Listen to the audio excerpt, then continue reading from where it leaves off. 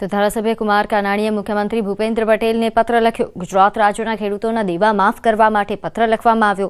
કુમાર કાનાણીએ લખ્યું કે બદલતા મોસમને લઈને ખેડૂતને વારંવાર નુકસાનીનો સામનો કરવો પડી રહ્યો છે, જેના કારણે ખેડૂતો દેવામાં ડૂબતો જાય છે।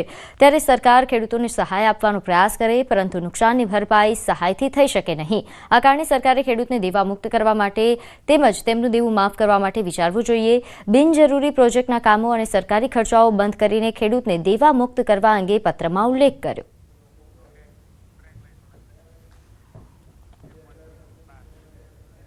સમાચારોમાં હાલ સમય થયો છે એક નાનકડા વિરામનો।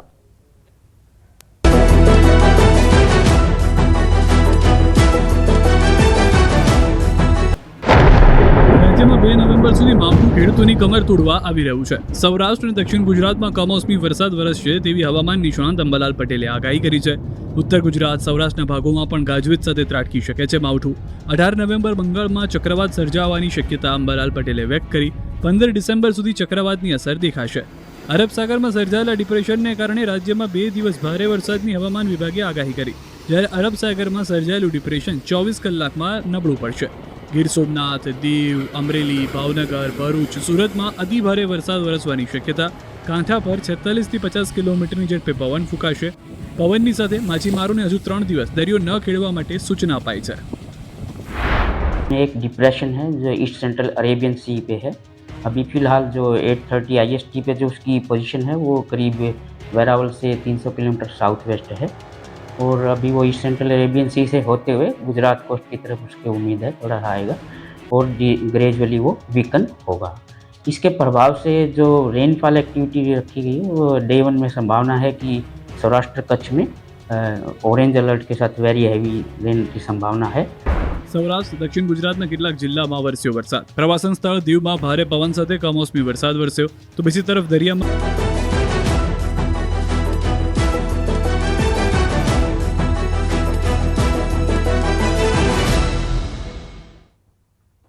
વિરામ બાદ આપનું સ્વાગત છે। સમાચારોમાં આગળ વાત કરીએ। નવા મંત્રીઓને સોંપાઈ નવી જવાબદારી। તમામ મંત્રીઓને વિવિધ જિલ્લાના પ્રભારી બનાવાયા। હર્ષ સંઘવી વડોદરા અને ગાંધીનગરના પ્રભારી, તો કનુ દેસાઈ સુરત અને નવસારીના પ્રભારી બન્યા।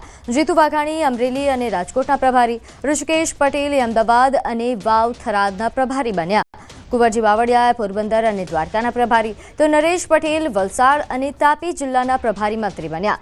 અર્જુન મોઢવાડિયા જામનગર અને દાહોદ જિલ્લાના પ્રભારી મંત્રી, તો પ્રદ્યુમન વાજા જૂનાગઢ અને સાબરકાંઠા જિલ્લાના પ્રભારી મંત્રી બન્યા છે। આ ઉપરાંત રમણ સોલંકીએ ખેડા અને અરવલ્લી જિલ્લાના પ્રભારી મંત્રી બનાવાયા, તો ઈશ્વર પટેલ નર્મદા જિલ્લાના પ્રભારી મંત્રી બન્યા। પ્રફુલ્લ પાનસેરિયા ભરૂચ જિલ્લાના પ્રભારી મંત્રી બન્યા છે। આ રીતે તમામ મંત્રીઓને જિલ્લા પ્રભારી અને સહપ્રભારીની જવાબદારી સોંપાઈ। જિલ્લાને વધુ વિગત સાથે મારી સાથે સંવાદદાતા ગૌતમ જોડાઈ ગયા છે। ગૌતમ, આ તમામ મંત્રીઓને જે પ્રભારી અને સહપ્રભારી તરીકેની નવી જવાબદારી સોંપાઈ છે, વધુ વિગતે જણાવશો। બિલકુલ, તાજેતરમાં મંત્રીમંડળનું વિસ્તરણ થયું છે, અને વિસ્તરણ થયા બાદ તમામ મંત્રીઓને વધુ એક ટાસ્ક જે છે તે સોંપવામાં આવ્યો છે, એટલે કે તમામ જિલ્લાઓના કહી શકાય તે પ્રકારે પ્રભારી મંત્રીની નિયુક્તિ કરવામાં આવી છે। તમામ જે 25 મંત્રીઓ જે છે તેમને પ્રભારી મંત્રીનો ચાર્જનો હવાલો જે છે તે આજે વિધિવત રીતે જાહેર કરવામાં આવ્યો છે। જે અંતર્ગત વાત કરીએ તો નાયબ મુખ્યમંત્રી જે હર્ષ સંઘવી જે છે તેમને વડોદરા અને ગાંધીનગર જિલ્લાના પ્રભારી મંત્રી તરીકેની નિયુક્તિ આપવામાં આવી છે। એ જ રીતે કનુભાઈ દેસાઈ જે છે નાણામંત્રી, તેમને સુરત અને નવસારીની પ્રભારી મંત્રી તરીકેની જવાબદારી સોંપવામાં આવી છે। કૃષિ મંત્રી જીતુ વાઘાણી જે છે તેમને અમરેલી જિલ્લાની અને રાજકોટ જિલ્લાની જવાબદારી સોંપવામાં આવી છે। તો અમદાવાદમાં ઋષિકેશ પટેલ જે છે તે પ્રભારી મંત્રી અગાઉ પણ હતા અને તેમને એ સ્થાને યથાવત રીતે રાખવામાં આવ્યું છે। તેમને અમદાવાદ અને વધુ વાવ થરાદની નવો જિલ્લો નિયુક્ત થયો છે, તેમાં તેમને જવાબદારી સોંપવામાં આવી છે। એ જ રીતે વાત કરીએ તો કુંવરજી બાવળિયા જે છે તેમને પોરબંદર અને દેવભૂમિ દ્વારકાના પ્રભારી મંત્રી તરીકે નિયુક્ત કરવામાં આવે છે। નરેશ પટેલ જે ગણદેવીથી આવે છે તેમને વલસાડ અને તાપી જિલ્લાની પ્રભારી મંત્રી તરીકેની જવાબદારી સોંપવામાં આવી। વન અને પર્યાવરણ મંત્રી અર્જુન મોઢવાડિયા જે છે તેમને જામનગર અને દાહોદ જિલ્લાના પ્રભારી મંત્રી બનાવ્યા। આ ઉપરાંતની વાત કરીએ તો પ્રદ્યુમન વાજા જે છે તેમને સાબરકાંઠા અને જૂનાગઢ જિલ્લા એમ 2 જિલ્લાના પ્રભારી મંત્રી તરીકેની જવાબદારી સોંપવામાં આવી છે। રમણ સોલંકી જે છે તેમને ખેડા જિલ્લો અને અરવલ્લી જિલ્લાના પ્રભારી મંત્રી તરીકે નિયુક્ત કરવામાં આવે છે। જેથી ઈશ્વરસિંહ પટેલ જે છે તેમને નર્મદા જિલ્લાની પ્રભારી મંત્રીની જવાબદારી સોંપવામાં આવી છે। પ્રફુલ્લ પાનસેરિયા જે છે તેમને ભરૂચ જિલ્લાના પ્રભારી મંત્રી તરીકે નિયુક્ત કરવામાં આવે છે। ડોક્ટર મનીષા જે વકીલ જે છે તેમને પણ આ જવાબદારી જે છે તે ગીર સોમનાથની આ ઉપરાંત વાત કરીએ તો રમેશ કટારા જે છે તેમને પંચમહાલ જિલ્લાના પ્રભારી મંત્રી બનાવવામાં, દર્શનાબેન વાઘેલા જે છે તેમને સુરેન્દ્રનગર જિલ્લાના પ્રભારી મંત્રી બનાવવામાં, પ્રવીણ માળી જે છે તેમને મહેસાણા અને નર્મદા જિલ્લાના પ્રભારી મંત્રી બનાવવામાં, ગામિતની વાત કરીએ તો તેમને ડાંગ જિલ્લાના પ્રભારી મંત્રી બનાવવામાં આવે છે, દિગમ ચાંગાને મોરબી અને રાજકોટ જિલ્લાના પ્રભારી મંત્રી બનાવવામાં આવે છે, સંજયસિંહ મહેડા જે છે તેમને આણંદ અને ભરૂચ જિલ્લાના સહપ્રભારી મંત્રી બનાવવામાં આવે છે, પૂનમચંદ બરંડા જે છે તે મહીસાગર અને દાહોદ જિલ્લાના સહપ્રભારી મંત્રી બનાવવામાં આવે છે, ઠાકોરને પાટણ જિલ્લાના પ્રભારી મંત્રી અને રીવાબા જાડેજા જે છે તેમને બોટાદ જિલ્લાના પ્રભારી મંત્રી તરીકે નિયુક્ત કરવામાં આવે છે. આમ તમામ જે તાજેતરમાં નવા મંત્રી મંડળનું નિયુક્તિ કરવામાં આવી છે અને ત્યારબાદ હવે તમામને પ્રભારી મંત્રીનો ટાસ્ક જે છે તે સોંપવામાં આવ્યો છે. આવનારા દિવસોની અંદર તે પોતે જે જિલ્લાના તો રાજ્યભારનો તે ભાર સંભાળી રહ્યા છે, આ ઉપરાંત તેમને જિલ્લાનો પણ પ્રભારી મંત્રી તરીકેનો હવાલો જે છે તે સોંપવામાં આવ્યો છે કે જેના કારણે તેઓ આવનારા દિવસોની અંદર જિલ્લાને લગતી કોઈ પણ પરિસ્થિતિ હોય તો તેમાં પણ તેઓ પ્રાધાન્ય આપી શકે ને તે જિલ્લાને આ પ્રશ્નો નિરાકરણ કરે તે માટે થઈને પ્રભારી મંત્રીનો ચાર્જ સોંપાયો છે. જી આભાર માહિતી આપવા બદલ. મુખ્યમંત્રી ભૂપેન્દ્ર પટેલે તાજેતરમાં રાજ્યમાં થયેલ કમોસમી વરસાદ અને વાતાવરણમાં આવેલા પલટાના કારણે ખેતી પાકોને થયેલ નુકસાન અંગે સંપૂર્ણ સંવેદનશીલતા દાખવીને ધરતીપુત્રોની આપદાના આ સમયે તેમની પડખે ઊભા રહેવાના દિશા નિર્દેશો આપ્યા.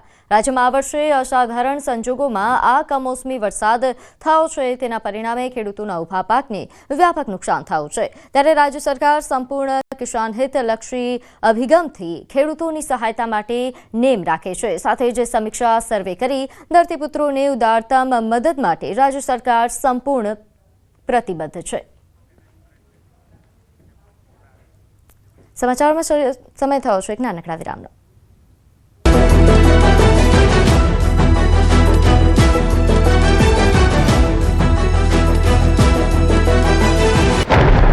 ગીર સોમનાથમાં કમોસમી વરસાદનો કહેર જોવા મળ્યો. ગીર ગઢડામાં ધોધમાર વરસાદને કારણે રોડ પર તો નદીઓ વહેતી થઈ હોય તેવા દ્રશ્યો સામે આવ્યા, તો બીજી બાજુ કમોસમી વરસાદને કારણે શાણા ડુંગર ગામ ફરી સંપર્ક વિહોણું થયું. રૂપેણ નદીના પાણી રસ્તાઓ પર ફરી વળ્યા. ગામના મુખ્ય માર્ગો પર નદીના પાણી ફરી વળતા ગ્રામજનોને ભારે મુશ્કેલી વેઠવાનો વારો આવ્યો. અમરેલીમાં વરસાદે ધબધબાટી બોલાવી. જાફરાબાદ તાલુકામાં વરસાદે જમાવટ કરી. ટીંબી, માણસા, ફાસરિયા, નાગેશ્વરી સહિતના અનેક વિસ્તારોમાં કમોસમી વરસાદ ખાબક્યો. રાજુલા, સાવરકુંડલામાં માવઠું થતાં ખેડૂતોની ચિંતામાં વધારો થયો. ગામમાં કમોસમી આફત વરસતા ખેડૂતોનો પાક પલળ્યો. ધાતરવડી ડેમમાં પાણીની આવક થતાં 10 દરવાજા ખોલવાની પડી ફરજ. નીચાણવાળા ગામોને તંત્રએ એલર્ટ કર્યા છે. આ તરફ દીવના દરિયો તોફાની બનેલા દ્રશ્યો જોવા મળ્યા. દરિયામાં 5 થી 7 ફૂટ ઊંચા મોજા ઉછળ્યા. દરિયાકાંઠે ભારે પવન ફૂંકાયો. પ્રવાસીઓના દરિયા કિનારે જવા પર પ્રતિબંધ ફરમાવવામાં આવ્યો. પોરબંદર જિલ્લામાં વાવાઝોડાની સ્થિતિને લઈ એનડીઆરએફની ટીમ તૈનાત કરવામાં આવી. વાવાઝોડાની આકસ્મિક પરિસ્થિતિને પહોંચી વળવા માટે રાજ્ય સરકારે આગોતરા પગલાં લીધા.